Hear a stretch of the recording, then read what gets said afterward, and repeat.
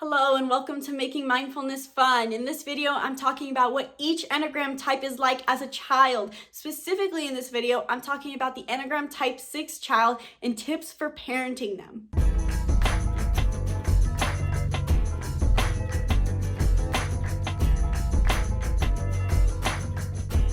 Welcome to Making Mindfulness Fun. I'm Isabelle. Here at Making Mindfulness Fun, we help you on your journey to higher consciousness so you can experience more joy, love, and emotional liberation. In this video series, I'm flying solo and I'm telling you guys about what each Enneagram type is like in childhood and tips for parenting them. Specifically in this video, I'm talking about the Enneagram Type 6, aka the Loyalist in childhood. Before we get into the video, please make sure that you like this video, subscribe to our YouTube channel, and turn on those post notifications because we put out a video every single day. So if you're new to the Enneagram and maybe you're not new to the Enneagram and maybe you're wondering, why should I test my child?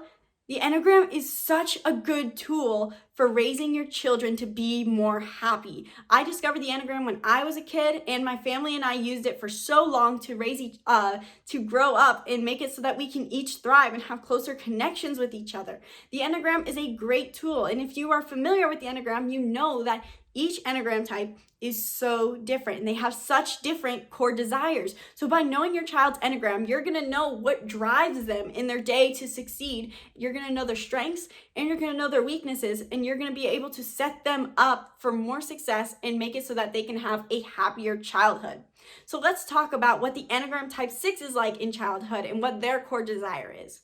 The Enneagram Type 6 is called the Loyalist, and these kids can be stereotypically the worrywarts. They rub their hands, they don't take risks, they can seem nervous, they won't take, they're very scared of life in general, and they can seem like a little bit of afraid of everything. They have lots of phobias.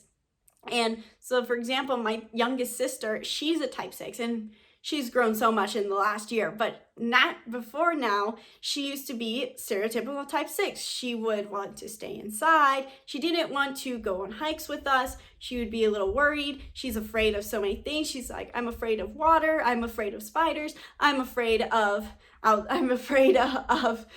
hiking. I'm afraid of this animal, this. So these kids can seem like a little bit of worrywarts. That's the natural thing with Type 6s in general. So if you have a worrywart in your household, high chances that they're a Type 6. Another thing with the Type 6s is that they like routine. So if you have a child who wants to have routine in their lives or likes to have plans in place for what they're going to do or has a certain order for things and gets easily upset when people mess with that, they might be a Type 6, not to be confused though with the Type 1. So check out the Type 1 video after this to make sure that you're not mistyping your child. Another thing though with the Type 6 is that it's important to note is their core desire. The Type 6's core desire is to be safe. This is the thing that drives them in everything they do, in work or in schoolwork, in homework, in life, in fun. They want to feel safe and they desire loyalty. So not only do they want to feel safe in their surroundings, but they want to feel safe with their friends. So another thing is that, like, for example, with my sister, is that she would easily feel betrayed by friends and then stop being friends with them because she didn't feel safe around them. So if your child has trouble feeling safe around friends or has trouble keeping friends or making friends, it could be because they're that Type 6 type who wants to feel safe. So tip number 1 for raising Type 6 children is to first recognize their fear of feeling how they feel unsafe. Help them work through that. That's going to be extremely important for Type 6s because they're going to have a lot of fear. After all, they are in the fear triad. So helping them notice that fear is going to be super important, and practicing compassion with it, because Type 6s can be extremely sensitive children. They can easily be triggered, and most importantly, they feel like they can't really express their emotions. They feel afraid of their emotions because they don't like that negative feeling, so they can tend towards aggression very easily, especially when they feel like they can't trust their parents. So making sure that in your household, your child feels like they can trust you is going to be super important. And part of that is just practicing acceptance and being very gentle in your approach, especially when you're approaching their fears. So helping them work through like, hey, I know you're afraid of this, but let's work Let's work through this. Is this something you should really be afraid of? Okay, well, why are you afraid of that? Working through that fear and making them think about it more, and sometimes even pushing them a little into that discomfort zone is going to be really important. So for example, my youngest sister, I said, who's a type 6, she used to be afraid of cliff jumping all the time, even jumping off the littlest things. But we started building up and knowing her Enneagram. We started approaching that subject with her and teaching her about it. And she eventually understood, like, yeah, it's probably not that dangerous for me to do this jump. And so she started doing them. And now she does them all the time. So helping type 6s work through that fear in very stable process is going to be important.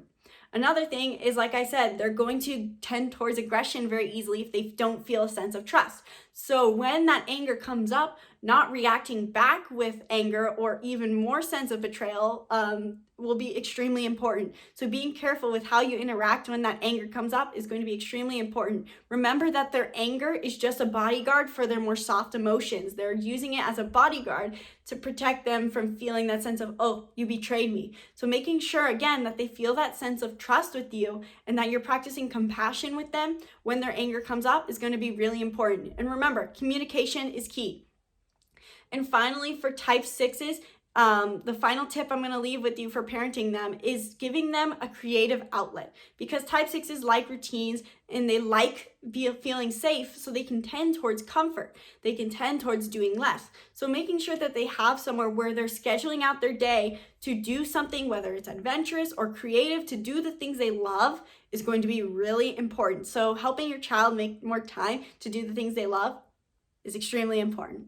So I hope this video helped you. If you have a type 6 child, please leave a comment below if you have a type 6 child and tell me what you do to help them. But before you go, please make sure that if you want to use the Enneagram to raise a healthier and happier child and make it so that your household is more fulfilled, I highly recommend you check out my Closer Connections Bundle. My Closer Connections Bundle is a complete course where I go through all the Enneagram types and teach you how to use it in your family, in your household, so you can have both your child be happier and you as the parent with your own Enneagram be happier. So the link is below to check that out. You definitely want to check it out if you're interested in using the Enneagram to make your family have a happier life.